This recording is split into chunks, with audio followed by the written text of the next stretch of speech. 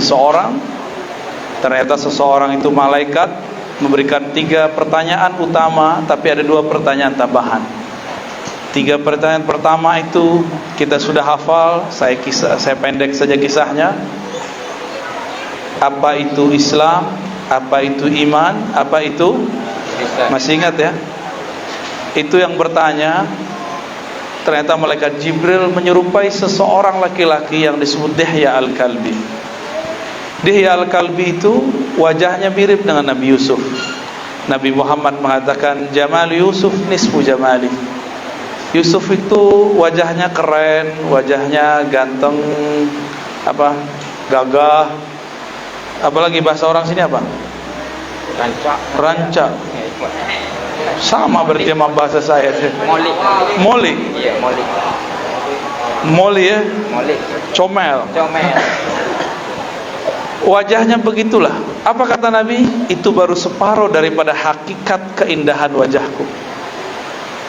Itu orang datang kepada Rasulullah SAW bertanya, Islam, iman, ihsan, lalu hari kiamat. Nabi jawablah, Islam itu amal zahir, dimulai dengan rukun pertama syahadat sampai terakhir haji. Semuanya amal zahir. Al-Islam melahirkan ilmu namanya fiqih. Fikih ini yang bertahan ada 4 mazhab. Apa arti mazhab? Mazhab itu kumpulan kesimpulan para imam dari pemahaman mereka mengenai Alkitab dan Sunnah yang Nabi. Maka mazhab bukan ajaran baru. Mazhab itu cuma kesimpulan karena umat tidak mengerti Quran. Beliau simpulkan di mana dari Quran yang bisa dipakai. Sungguh lebay, tahu lebay? Sungguh lebay orang awam, gak pernah nyantri, gak pernah kuliah agama, lalu ngomong langsung saja kepada Alkitab. Saya bisa taruhan, Anda tidak akan faham sampai mati. Kenapa? Di Quran tidak ada cara sholat subuh 2 rakaat. Ada gak? Di Quran tidak ada rukun 13. Ya. Di Quran tidak ada cara untuk haji secara detail, tidak ada, semuanya di hadis. Hadis pun beragam. Tidak ada satu hadis yang menyebutkan cara sholat secara sempurna. Hampir semua hadisnya dipisah-pisah, maka digabung. Cara menggabung itulah yang disebut dengan mazhab. Jadi mazhab itu bukanlah agama buatan imam. Mazhab itu ajaran Rasulullah. Apa mazhab orang sini? Serius? Beneran? Kunut gak? Kunut. Bismillahnya jahar gak? Gahar gak? Baik. Sudah paham berarti ya? Ada 4 mazhab yang terkenal. Tapi sekarang ada kelompok anti mazhab. Kita harus waspadai kelompok ini, karena dimanapun mereka ada akan bikin rusuh. Karena mereka berpikir mazhab itu buatan imam, bukan dari Rasulullah. Itu kesalahan besarnya. Padahal imam-imam mazhab itu adalah guru daripada imam ahli hadis. Ya, itu kesimpulan kecil. Karena kita nggak mau bahas ini, kita mau bahas tasawuf. Malaikat ini bertanya, apa itu iman? Apa jawaban Nabi? Iman ada 6 rukunnya.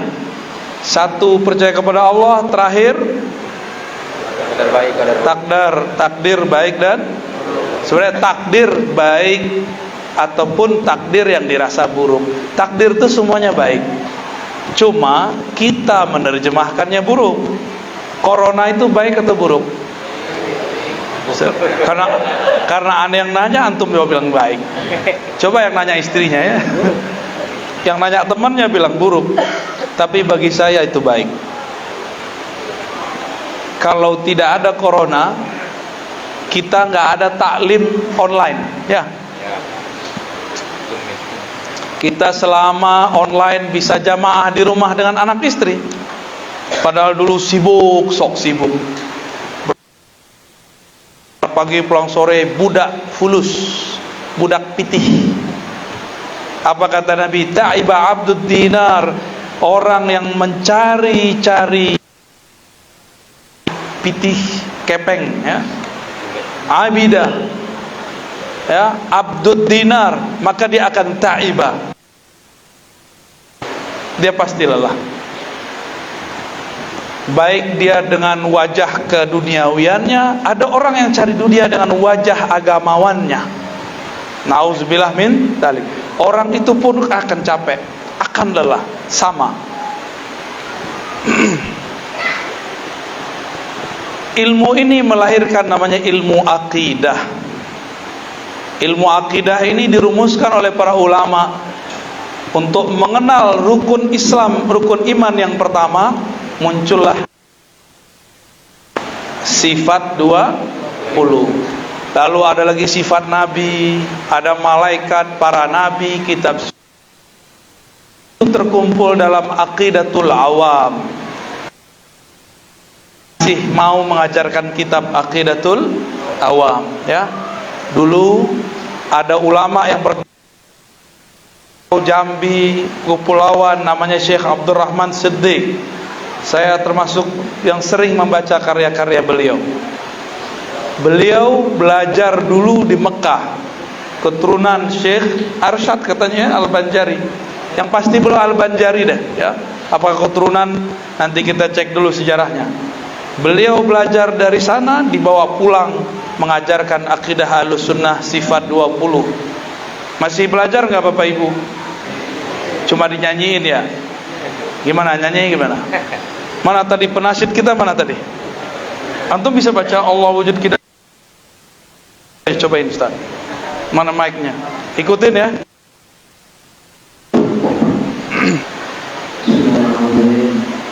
Kulut idam barco muhalafatul awali kiyamu binafsihi wadaniya orang irotan ilmu hayasamia pasal kalam qadirun muridun alimun ayun sakimun wasirun mu'allimun. Udahan. Ntar ya, minum dulu. Syukran. Ya.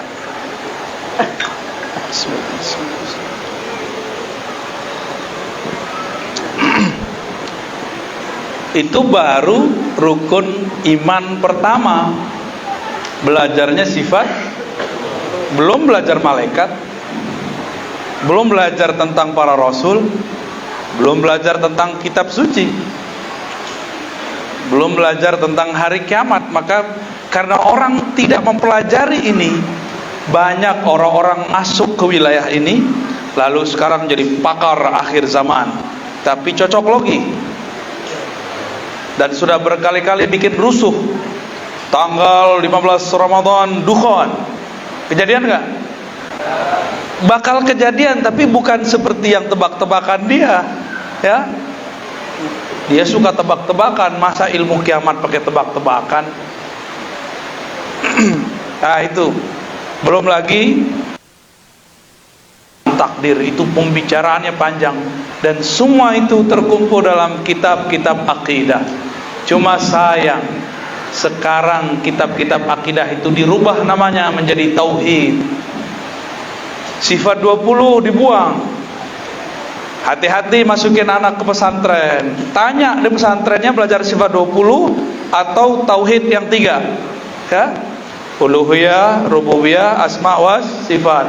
Kalau itu berarti akidahnya sudah diganti. Paham?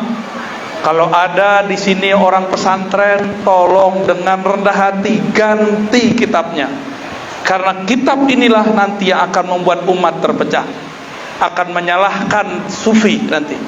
Jadi orang yang berakidah 3 ini, mereka akan mengatakan orang tawasul syirik. Orang sufi-sufi bertarekat penyembah kubur. Sufi sebagai agama baru. Orang maulid Nabi dianggap sama dengan Nasrani. Itu karena 3 tauhid tadi.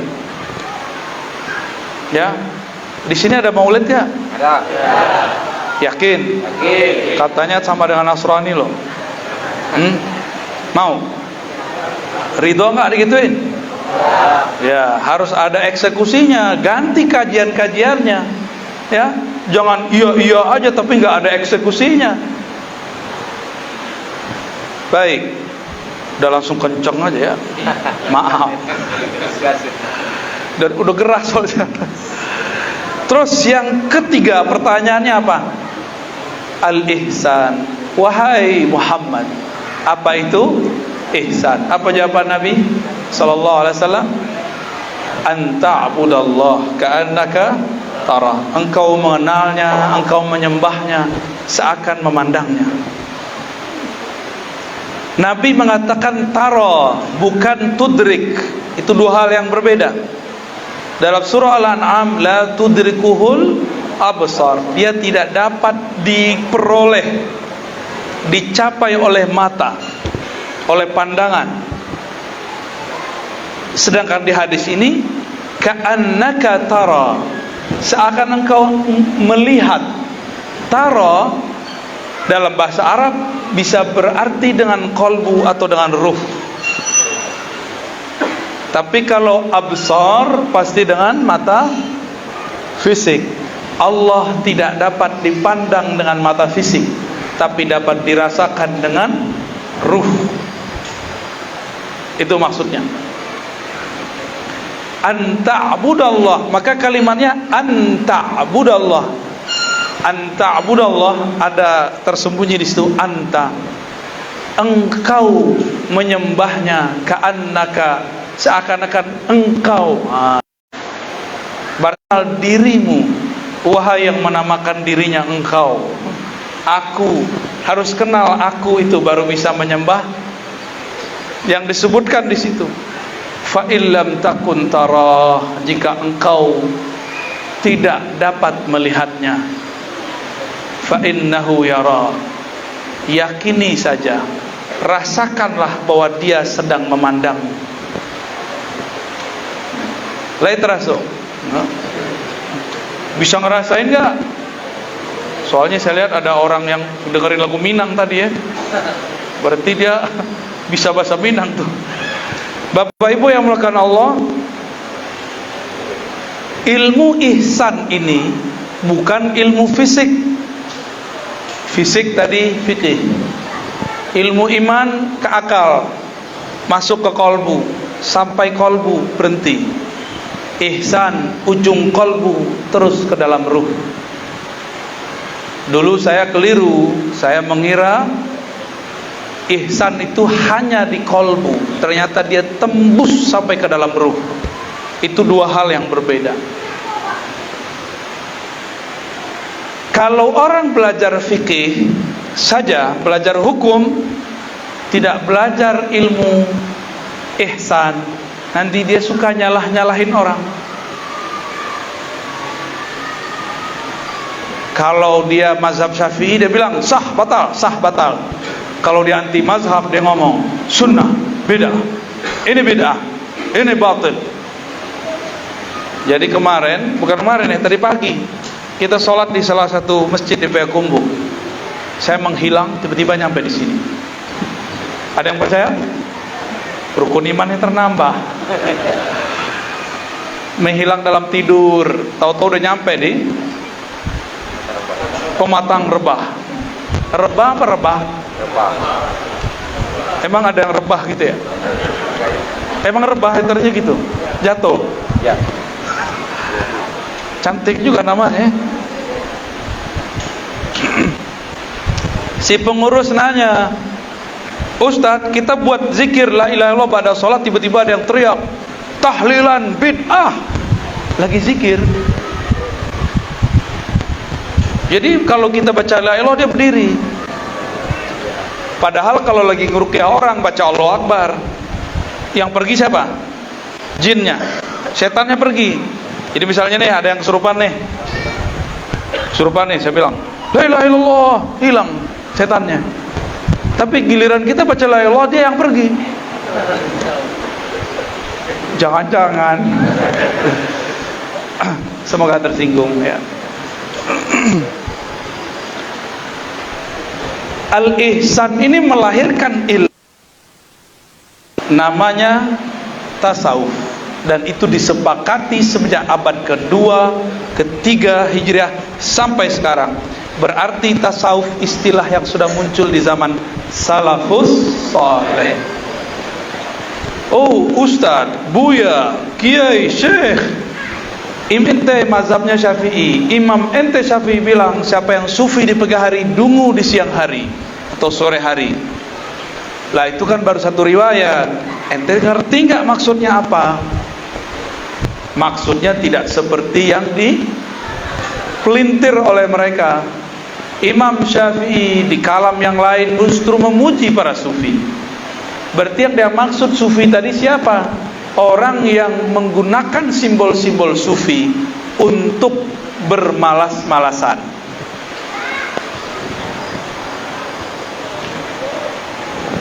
Ada nggak begitu? Menggunakan simbol-simbol sufi, misalnya tasbih pagi-pagi, orang kerja dia tasbih. Ditanya, bro kerja nggak? Saya sufi.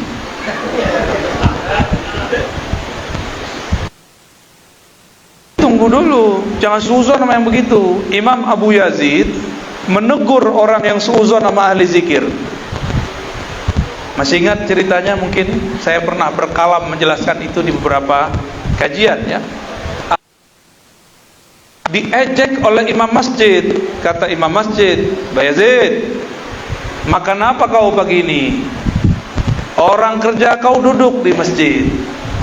Orang kerjanya tasbih. Tasbih. Kata si, apa kata Abu Yazid? Ya Rabb, solatku tidak sah. Masa imamku tidak percaya bahwa Allah memberikan rezeki kepada orang yang bekerja dan berzikir? Diulang. Tadi ya, bisa kualat atau Abu Yazid asli sufi. Kolbunya tidak nyangkut kepada duit, maka dia duduk di masjid hanya memikirkan. Lain dengan orang zahirnya berzikir, dalamnya pitih, kepeng. Punya murid supaya ngumpulin duit, ada juga tuh. Apa bedanya sama sekolah-sekolah bisnis? Ternyata manajemen sekolah dipinjam jadi manajemen toroikot. Dan itu bukan hanya di sini, di mana-mana. Dan jangan sampai terjadi pada kita, ya. Tasawuf sudah ada semenjak namanya abad kedua Hijriah. Lalu di abad ketiga Hijriah muncul tokoh-tokohnya lebih banyak lagi. Ada namanya Imam Ma'ruf Al-Kharqi. Imam Ma'ruf Al-Kharqi berguru kepada Habib Al-Ujaimi. Beliau berguru kepada Hasan Al-Basri daripada Ali bin Abi Talib karamallahu wajhah. Karena kebanyakan tarekat sufi bersumber dari Sayyidina Ali, dituduhlah oleh kelompok yang benci kepada Sayyidina Ali bahwa tarekat sufi adalah Syiah. Hati-hati. Jadi mereka kalau kita sebut nama Ali mereka benci. Padahal hubbu Ali minal iman. Cinta Ali bagian dari iman. Sebagaimana hubbul ansar minal iman.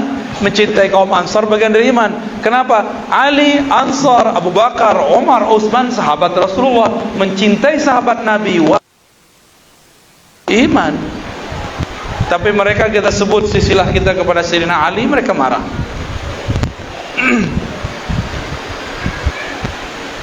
Tadi Ma'ruf Al-Kharqi punya murid, ya, Sari Sakti. Beliau punya murid namanya Junaid Junaid al-Baghdadi inilah kemudian yang disebut Sayyid At-Taifah. Beliau lebih muda daripada Imam Yazid, wafat sama dengan Imam Muslim, Sahih Muslim tahun 261. Salaf bukan. Salaf itu ujungnya 300. Imam Abu Yazid wafat tahun 261. Beliau imam dalam thariqat Naqsyabandiyah, Khalwatiyah, Surawardiyah, Idrisiyah, dan thariqat yang lain. Imam Junaid itu juga imam dalam beberapa thariqat Syaziliyah dan lain-lainnya, Idrisiyah, Ba'lawiyah dan lain-lainnya. Dijadikan imam. Beliau wafat tahun 297 Hijriah, belum 300. Berarti salaf bukan? Salaf. Berarti ulama tasawuf itu bagian dari salafus shalih. Jadi kalau ada orang bilang tasawuf bukan bagian dari salaf, mereka telah padahal sejarah itu ditulis dalam semua kitab sejarah umat Islam, Tarikhul Muslimin, Tarikhul Islam, ya. Jadi tidak ada orang yang mengerti sejarah anti tasawuf, nggak ada, kecuali dia belajar sejarah palsu, ya, sejarah hoax. Satu kali Al-Imam Ahmad ibn Hanbal ingin menguji seorang sufi. Diceritakan dalam risalah Kusyairiyah, saya pun juga sampaikan di beberapa tempat. Mungkin antum nanti bisa dengarkan di tempat yang lain. Imam Ahmad bin Hanbal sedang berdiskusi dengan Imam Syafi'i. Apa kata Imam Ahmad bin Hanbal? Beliau menghafal ratusan ribu hadis. Bahkan di riwayat Imam Bukhari dikatakan dia hafal 500 juta hadis. 500 juta berapa tuh? Di riwayat yang lain 1 juta hadis. Tapi yang sahih 500 ribu. Beliau zamannya mana dalilnya kan? Imam Ahmad. Jadi yang ngomong mana dalilnya itu Imam Ahmad bin Hanbal versi muda. Sebelum beliau kemudian diskusi banyak dengan Imam Syafi'i. Lewatlah seorang sufi ahli zikir. Qalbunya tetap berkoneksi dengan Allah Subhanahu wa taala. Merasa dipandang oleh Allah Subhanahu wa taala. Qalbunya terus menyebut nama Allah, Allah. Tiba-tiba Imam Ahmad sapa, "Hei sufi, ta'al, kemarilah engkau. Saya hendak menanyamu beberapa hal." Apa pertanyaan Imam Ahmad bin Hanbal? Apa pandanganmu wahai sufi, jika ada seseorang ketika sholat zuhur dia lupa rakaatnya 4 atau 3? Dijawablah oleh imam, bukan imam, sufi ini baru level biasa dia.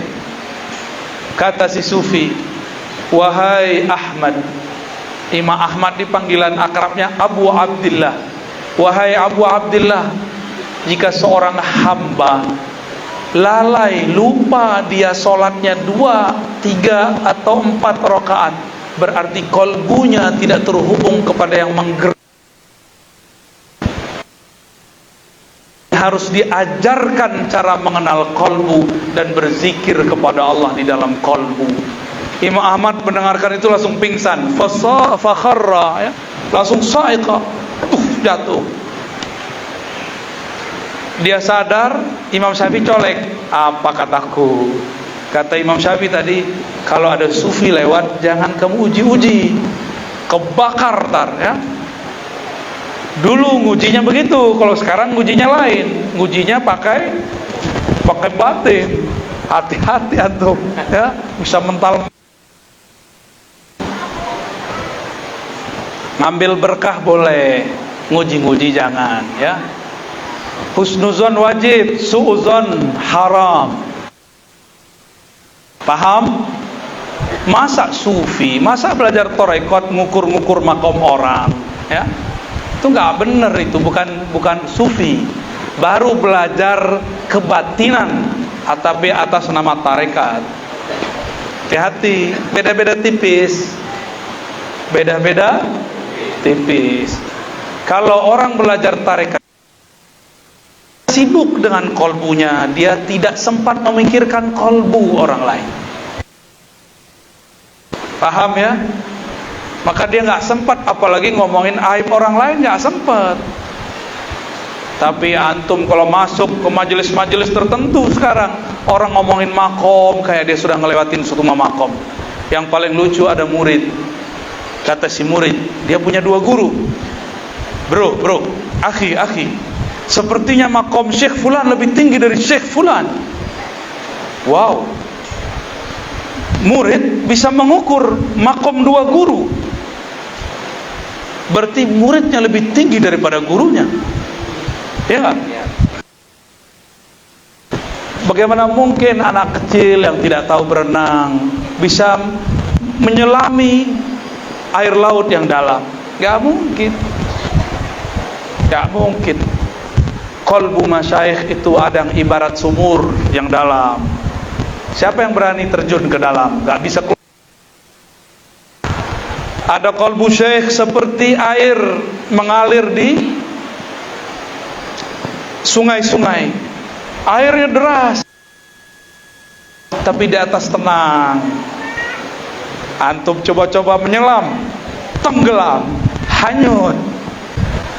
Ada beberapa qalbu masyayikh, pangkatnya pangkat kutub, seperti samudra, ombaknya besar, ujiannya masya Allah, tapi orang dapat berkah banyak dari sana. Nelayan dapat berkah, orang yang cuma wisata dapat berkah, macam-macam dapat berkah.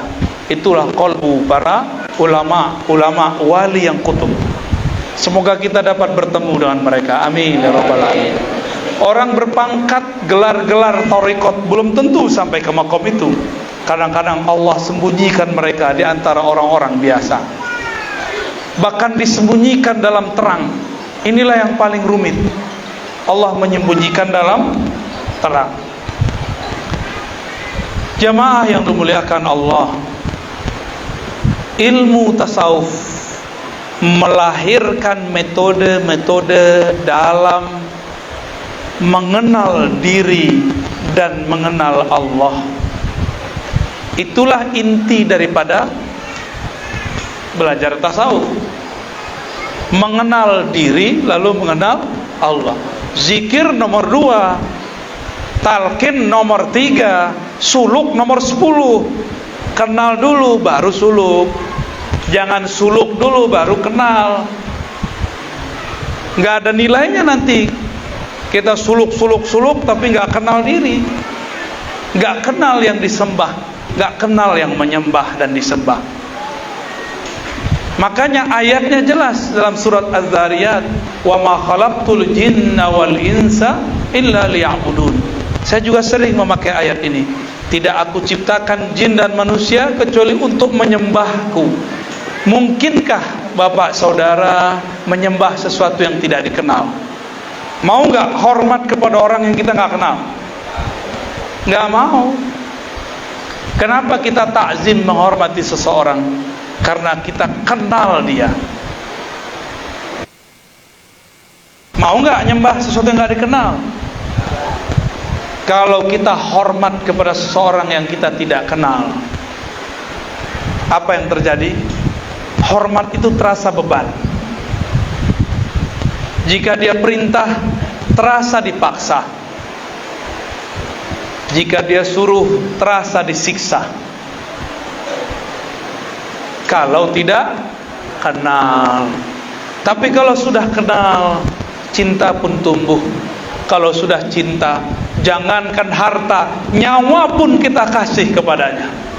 Makanya jihad itu bi amwalikum wa anfusikum. Orang nggak sanggup langsung ngasih jiwanya, kasih dulu harta. Itu berkorban karena cinta. Al jihad indana yubna alal mahabbah. Jadi jihad dalam ajaran ahli sunnah, terutama para sufi, bukan dibangun atas kebencian, tapi jihad kita atas dasar cinta. Kalau tidak ada cinta, kita nggak usah jihad. Kalau cuma ada benci, cukup perang. Perang itu belum tentu jihad. Jadi bedakan jihad dengan perang. Jihad itu lebih umum. Jihad itu cinta. Orang kalau sudah cinta dia berkorban. Maka ulama kita menjelaskan al-jihadu udhiyah. Jihad itu adalah pengorbanan. Apa yang bisa kita korbankan?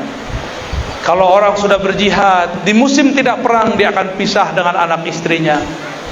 Jam tidurnya berkurang, jam makannya mungkin berlebih. Tapi kadang-kadang susah, kadang-kadang diusir, kadang-kadang dibenci, kadang-kadang dibully, kadang-kadang difitnah. Itu biasa, nama orang berjuang. Kalau tidak berjuang, ya enak-enak tidur di rumah. Silakan tidur di rumah.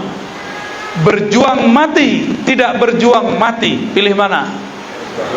Berjuang mati, mati syahid. Tapi berjuang itu ada tahapannya. Di musim damai, perjuangan adalah hujjah, dalil. Keberanian untuk berbeda dengan orang yang mencaci maki kita, itu adalah ujian keikhlasan. Tidak berani berbeda dengan jamaah. Padahal da'i itu beda dengan mad'u. Apa beda da'i dan mad'u?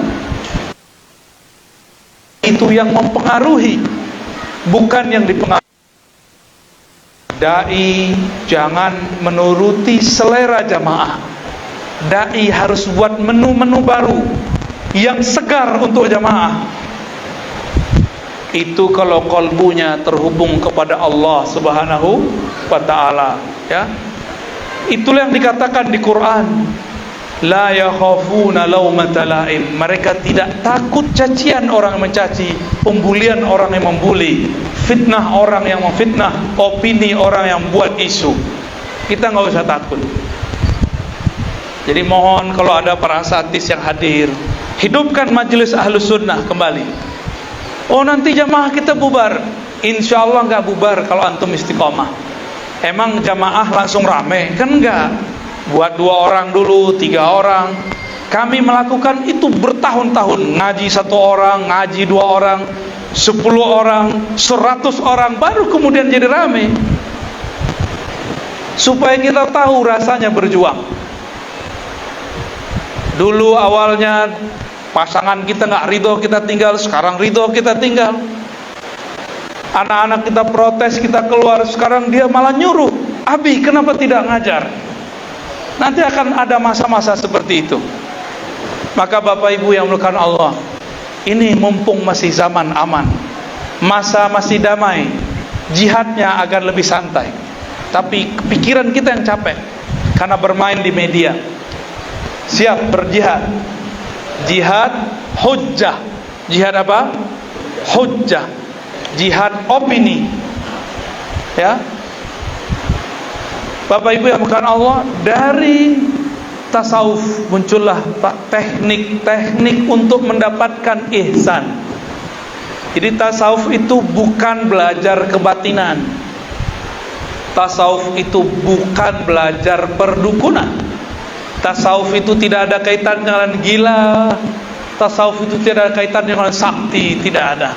Tasawuf itu engkau ibadah seakan memandangnya. Jika tidak dia rasa. Ada nggak di situ kesaktian? Nggak ada. Jadi kalau belajar tasawuf tidak sakti tidak masalah ya. Jadi jangan kecewa Bapak Ibu belajar zikir tidak sakti. Tapi tenang, kita dekat dengan yang maha sakti. Pilih mana?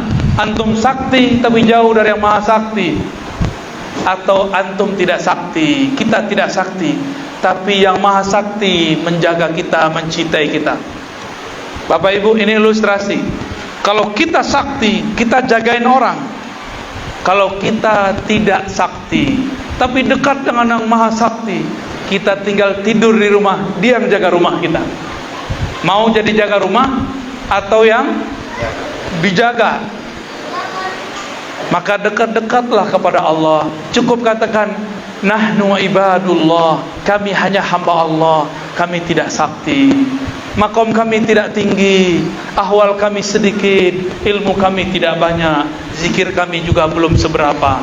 Tapi Engkau ya Allah, jika Engkau menyebut nama kami sekali saja ya Allah, itu sudah cukup bagi kami seumur hidup ya Allah. Jadi Allah itu kalau sekali memandang kita, maka dihukumi memandang selama-lamanya. Allah sekali sebut kita, itu dihukumi selama-lamanya menyebut kita. Itulah makna ayat fazkuruni azkurkum. Sebutlah aku, ingatlah aku akan menyebutmu. Itu terjemahan. Dibalik, duluan mana kita sama Allah? Duluan mana Pak Ustaz? Allah. Serius Ustaz? Saya zikir nih, la ilaha illallah. Duluan mana saya zikir atau Allah yang zikir? Allah. Yakin? Yakin. Saya tanya yakin. Tapi ayatnya menyebutkan fazkuruni, sebut aku, ingat aku ingat kamu.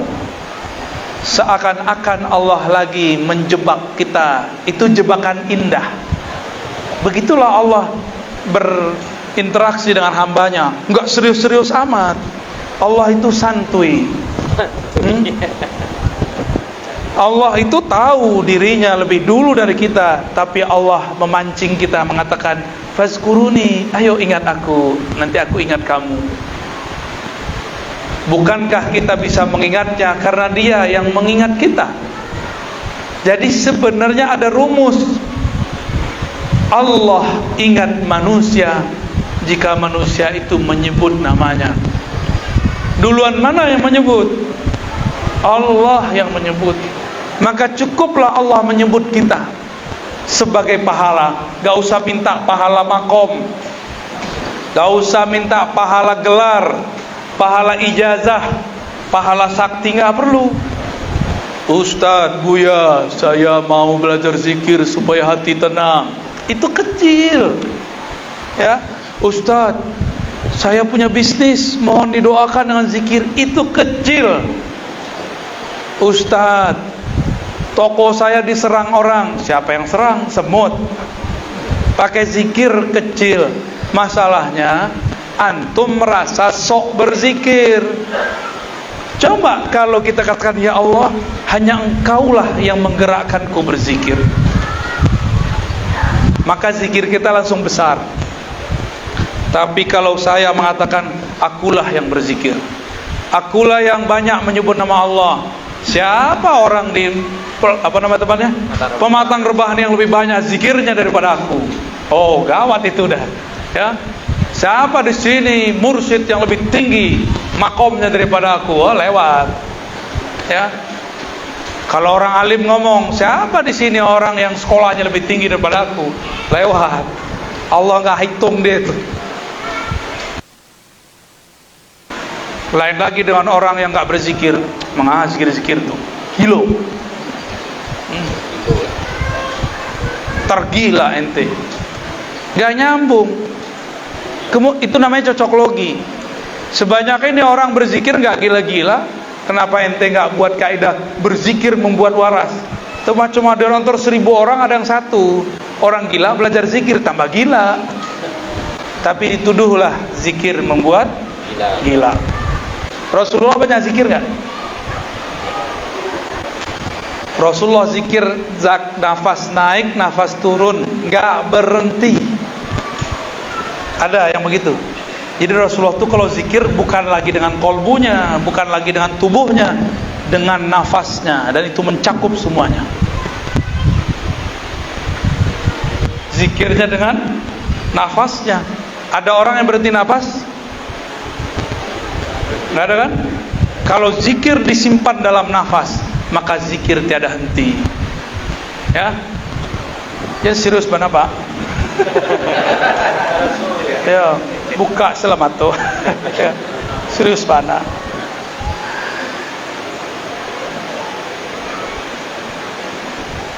Nabi SAW adalah orang yang paling banyak berzikir, dan tidak ada kita yang berzikir sebanyak beliau. Maka ikutilah cara-cara beliau. Zikir itu ada yang diriwayatkan oleh ahli hadis, ada yang diriwayatkan oleh ahli fikih, ada yang diriwayatkan oleh ahli tasawuf. Cuma ada kelompok yang memaksa hanya versi dia. Dia bid'ahkan zikir kita, dia buat zikir baku, namanya zikir pagi sore. Pada zikir pagi sore itu dia katakan torikot kita bid'ah, padahal dia buat bid'ah baru.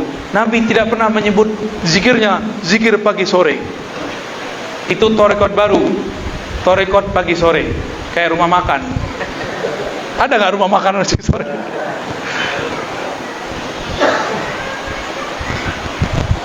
Nabi tidak menyebut zikirnya dengan istimewa ulama itu. Ada disebut dengan kumpulan Imam Haddad, disebut dengan Ratibul Haddad, Al-Habib Al-Haddad. Ada yang dikumpulkan oleh Imam Bahauddin Shah Naqsyabandi, maka bernama Naqsyabandiyah. Ada yang dikumpulkan oleh Imam Al-Attas, maka bernama Ratibul Attas. Dikumpulkan oleh Imam Syazili, bernama Syaziliyah. Ada yang dia sebut dengan Nasr, ada yang disebut dengan Bahar, dan lain sebagainya.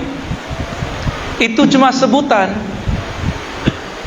bukan buatan imam, tapi imam hanya mengumpulkan. Imam Ibn Athaillah Sakandari, murid dari Abul Hasan Syazili atau murid dari Abul Abbas Al-Mursi, lebih tepatnya murid dari Al-Mursi. Ibn Athaillah mengatakan, la tatruki dzikra li'adami hudurika ma'allah. Jika engkau zikirnya tidak khusyuk, jangan tinggalkan zikirmu. Apa yang kau lakukan? Teruslah berzikir, karena zikir bukan cari khusyuk. Jika engkau tidak tenang dalam berzikir, jangan engkau tinggalkan zikirmu, karena zikir bukan untuk tenang. Zikir itu untuk menyembah Allah. Aqimis salata lidzikri, surat Thaha ayat 14. Tunaikanlah, usahakanlah menyempurnakan salat.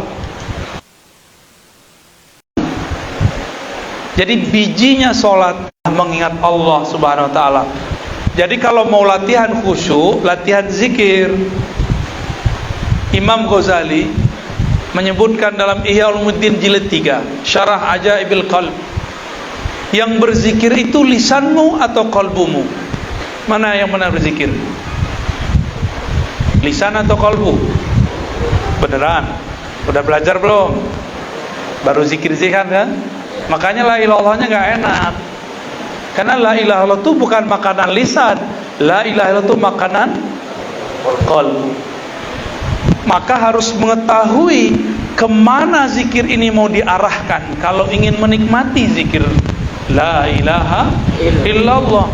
Karena Nabi mengatakan Allah mengharamkan orang yang membaca zikir la ilaha illallah dengan jiwanya atau qalbunya. Berarti harus belajar dua metode zikir. Zikir dengan nafs, jiwa, zikir dengan qalbu. Ada dua metode zikir. Payah Ustaz. Yang simple lah Ustaz. Ini bukan ilmu ikan teri, ilmu ikan kakap. Ini bukan imitasi, ini emas. Ini bukan kelereng, atau kelereng, gundu. Ini permata di dalam laut. Ini bukan cincin batu biasa yang dijual di tepi jalan, diobral. Ini harus dijemput kepada ahlinya. Kami memanas-manasi aja. Manas-manasin boleh gak? Bakarin Bapak Ibu ya. Belajar antara memursyidnya ya. Bapak Ibu yang mulakan Allah, Imam Athaillah mengatakan, jika engkau tidak khusyuk berzikir, berzikirlah. Karena orang lalai dalam zikir lebih baik daripada tidak berzikir. Engkau sholat tidak khusyuk, itu lebih baik daripada tidak sholat. Betul kan? Asa barangkali satu saat Allah akan mengangkatmu ke makom yang tinggi. saat engkau lupa pengen jadi wali, Allah jadikan engkau wali. Di saat engkau lupa ingin tenang, Allah kasih ketenangan. Di saat engkau lupa pengen khusyuk, Allah kasih khusyuk. Allah tidak mau engkau zikir kecuali saat engkau lupa selainnya. Wazkur rabbaka idza nasita.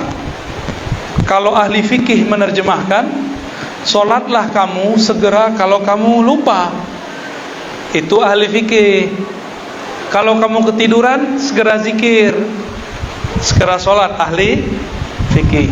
Tapi kalau ahli tasawuf, wazkur rabbaka, engkau sebutlah Allah, ingatlah Allah apabila telah lupa selainnya.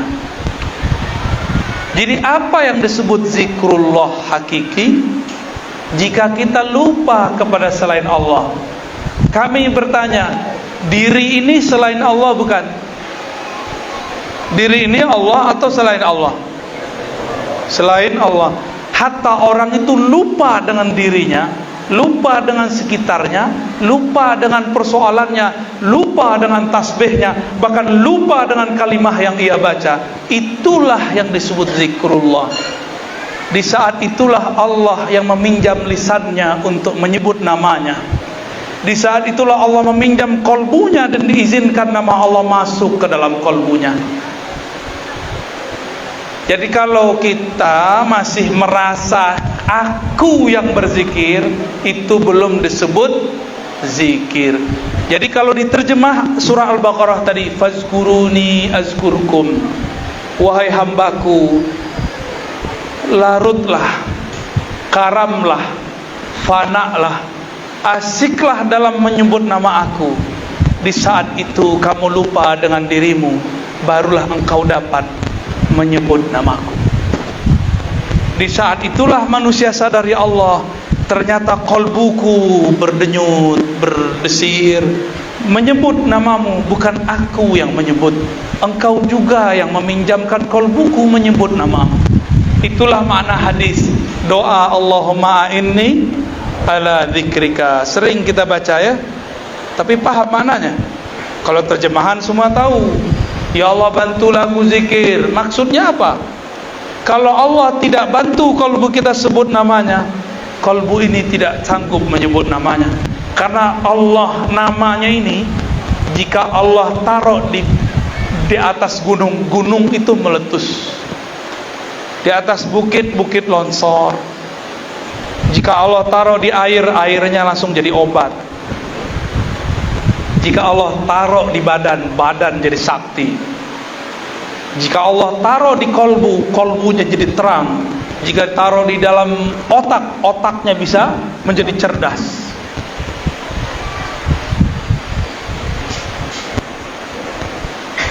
Terserah mau taruh di mana nih.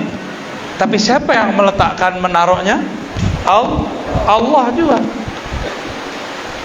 Bapak Ibu yang meletakkan Allah, pendek kata, zikirlah sedikit-sedikit, disiplin. Nanti Allah perhatikan, nih hambaku disiplin nih zikir, tapi dia belum khusyuk. Nanti aku akan buat dia lupa dengan zikirnya. Di saat itu aku menyapanya.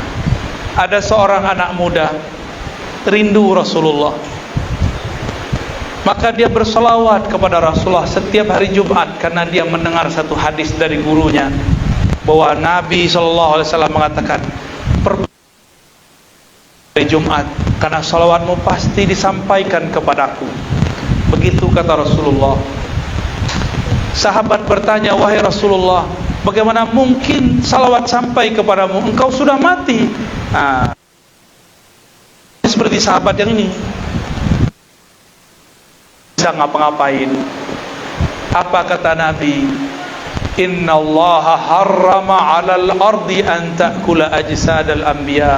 Sungguh Allah mengharamkan terhadap tanah dan bumi untuk merusak tubuh para nabi. Jadi jangankan ruhku, tubuhku tidak pernah rusak. Begitu kata Rasulullah. Berarti kalau kita salawat nyampe nggak? Hari Jumat langsung dibalas. Bagi orang yang kenal Rasulullah, kullu yaumin jum'ah, yang kenal Rasulullah,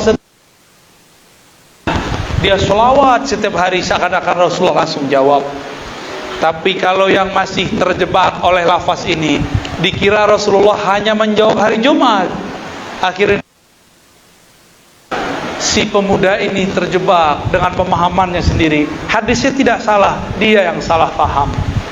Maka dia sholawatlah di waktu duha sebelum Jumatan. Sholawat ribuan kali, dan itu dilakukan setahun lebih. Tapi Rasulullah tidak kunjung juga ditemui dalam mimpinya. Duha, sholawat kepada Rasulullah. Tiba-tiba badannya lelah, dia tidak sanggup bersolawat. Lalu dikatakan, ya Allah, ampun ya Allah, bismikallahumma ya, ketiduran. Di waktu duha, jam 10 kira-kira sampai jam 11, bertemu dan bertatap berkalam-kalam dengan Rasulullah. Rasulullah mengunjunginya padahal dia tidak sedang bersolawat. Kok bisa? Karena Rasulullah melihat dia sudah lelah bersolawat, tapi Rasulullah yang dirindui belum datang. Maka Rasulullah melihat, umatku lelah, aku ingin menyapanya. Akhirnya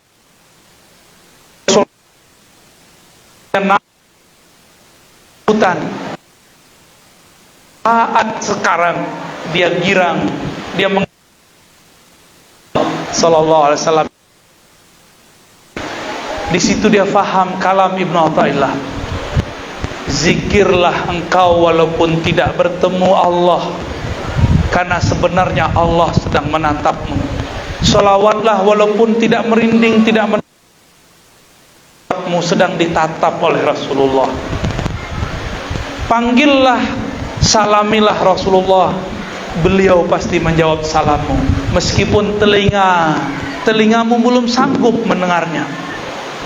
Maka wahai para perindu Rasulullah, pecinta Allah, zikir, sholawat banyak-banyak, Allah akan jaga kalbu kita. Amin ya Rabbal alamin. Udah ya, udah terusin bisa air hujan ya.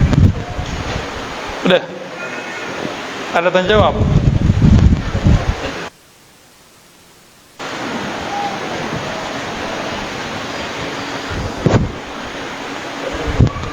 Antum aja bacain ya. Baik, kita kalau ada pertanyaan mohon dicatat, serahkan kepada kami. 3 pertanyaan, ini ada 1. Pak. Oke.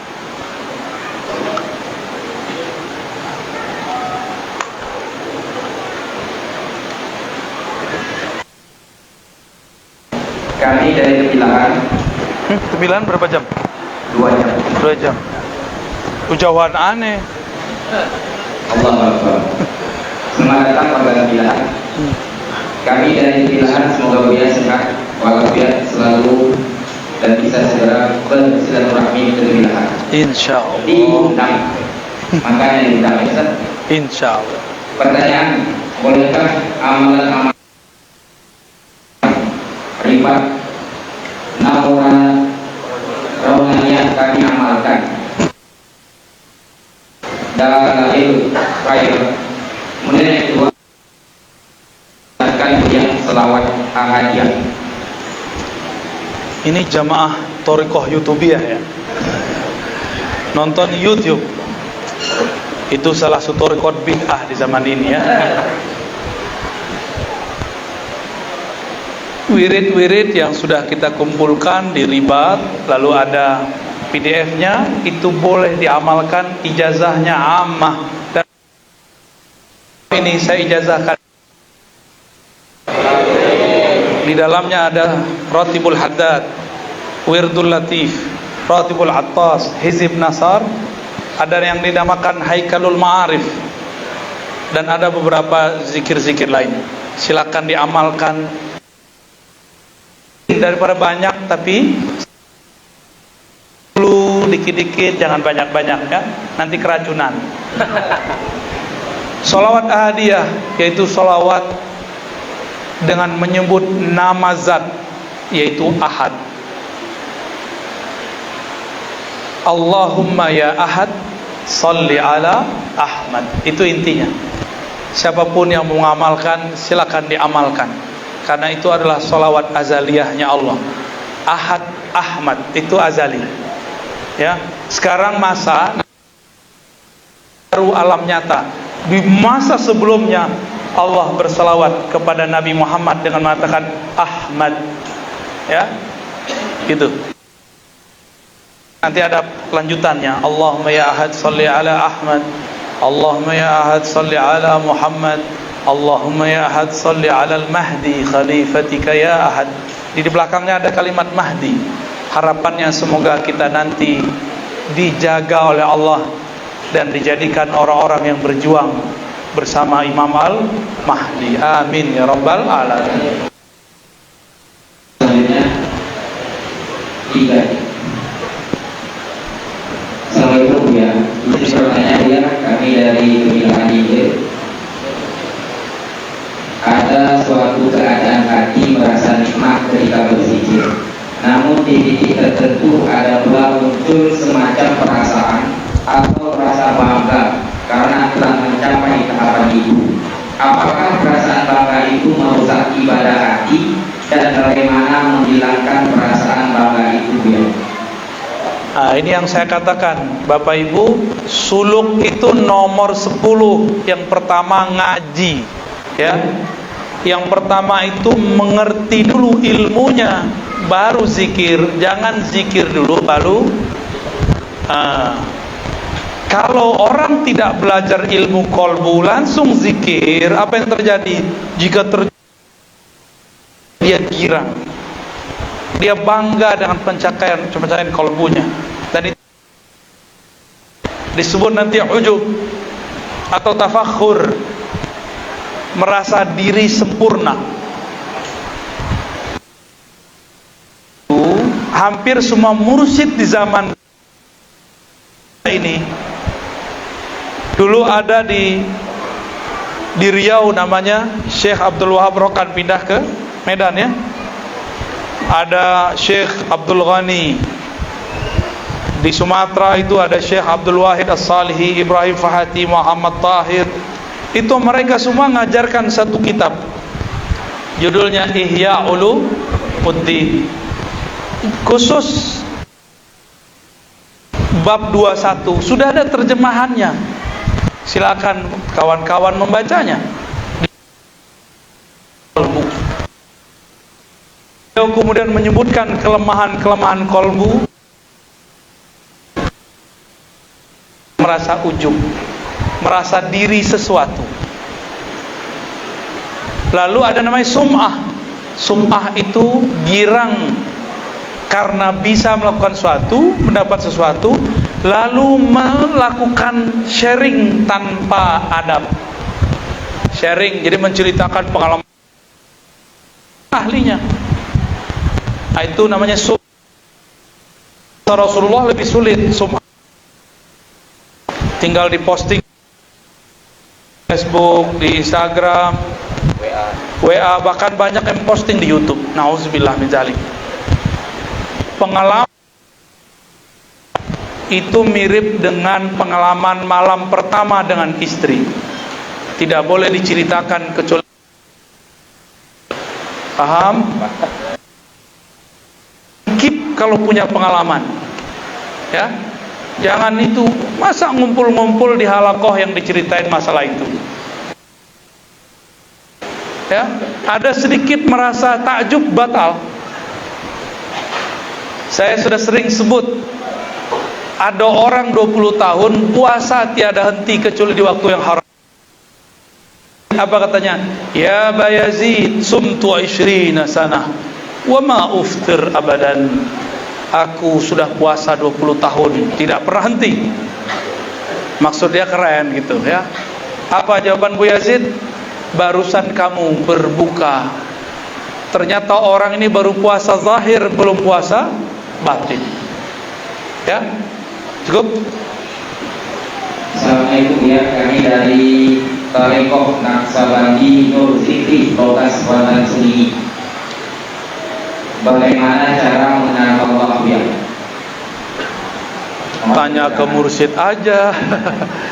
Ya, cara mengingat Allah. Allah itu diingat dengan apa yang kita bisa kenal. Coba antum bisa ingat aneh nggak ntar? Bisa. Kenapa? Di YouTube. Karena sudah ketemu wajahnya. Kenal wajahnya. Coba ingat orang yang nggak kita kenal, bisa nggak? Ayo ingat-ingat orang yang nggak kita kenal. Gilu, Majnun ente. Kalau mengingat yang nggak dikenal, itu namanya gila. Mengingat itu sesuatu yang dikenal. Kenali dulu dia. Allah memberi kabar, walillahil asmaul husna. Walillahil asmaul husna. Allah punya nama-nama yang indah. Nama-namanya yang indah itu terkumpul dalam satu nama, Allah.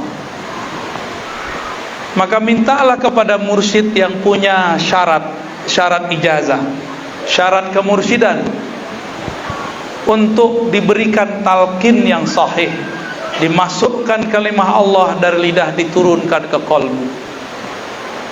Insya Allah nanti tahu cara berzikir nama.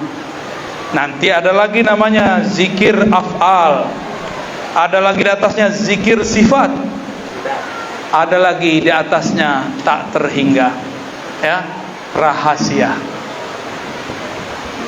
Selanjutnya, Ustaz, saya ingin bertanya, bagaimana teknik dalam berzikir yang digunakan perspektif ilmu tasawuf? Sama kan kayak tadi? Lebih murah. Baik. Yang terakhir, saya memohon Buya berkenan membimbing kami talqin zikir setelah majelis ini. Atas Mahal. Buya, saya ucapkan terima kasih yang tak terhingga. Sayang ya. Bapak Ibu yang saya cintai, yang saya sayangi, ya. Orang yang memegang otoritas zikir itu punya adab. Tidak boleh masuk ke pematang orang lain tanpa izin. Di sini ada mursyid kan? Adab saya nggak boleh nalkin di sini kalau ada mursyidnya, kecuali antum memang tidak berguru kepadanya, atau memang ini wilayah bukan wilayah dia. Sama mursyid di sini jangan coba-coba nalkin di tempat lain kalau ada mursyidnya. Itu adabnya. Kecuali dia datang ke sini atau kita janjian, itu bisa nanti sabar-sabarlah ya. Talqin itu baru terasa dahsyat kalau kenal apa yang ditalkinkan, nama yang ditalkinkan, di mana tempat mentalkinkannya, baru terasa nikmat. Talqin itu nomor 7. Suluk nomor yang pertama, kedua sampai ke 6, taklim, ngaji, supaya orang belajar tarekat itu tidak bodoh, ya. Ngajinya banyakin. Imam Ghazali buat kitab banyak-banyak, mau diapain? Ini dari Imam Ghazali. Ayo sini uji sama saya dulu, jangan sama Ghazali dulu. Ada yang lebih tinggi dari Ghazali. Ghazali itu mengajarkan zikir qalbu, Allah di qalbu. Tapi dia berikan perangkat ilmu yang canggih sehingga orang faham bagaimana rahasianya. Maka siapapun yang ditalkinkan Ghazali jadi wali, itu seharusnya yang terjadi. Ini diberi talkin malah galau, ya. Guruku bener kan nih, mursyidku jangan-jangan PA nih. Jangan-jangan begitu, malah jadi juri, ya. Kayaknya talkinnya kurang kena nih, ya. Pelan-pelan, ya, pelan-pelan ngaji aja dulu. Kalau ngaji sudah mantap, ilmunya sudah ilmu yakin, baru talkin, ya. Jadi saya balik metodenya, nggak talkin dulu, nggak baiat dulu, ngaji dulu, itu yang benar.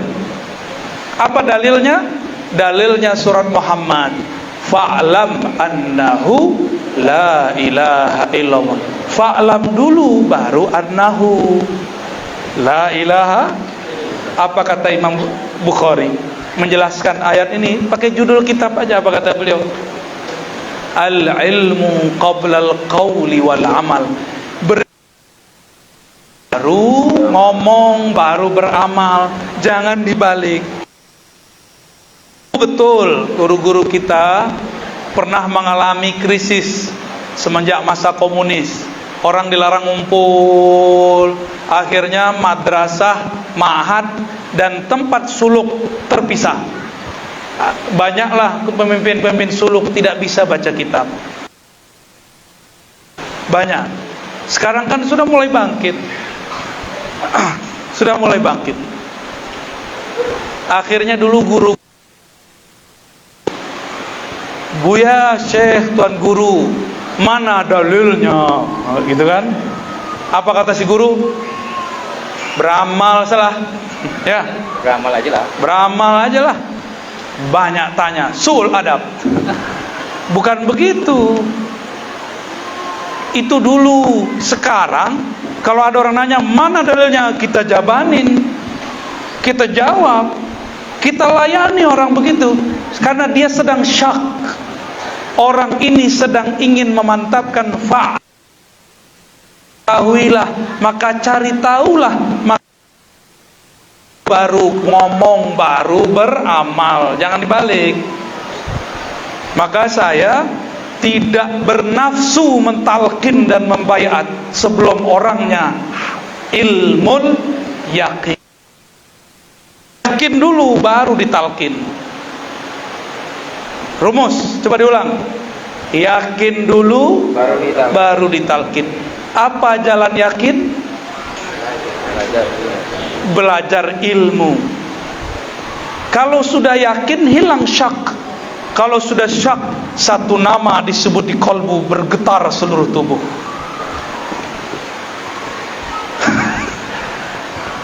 Lama apa ya?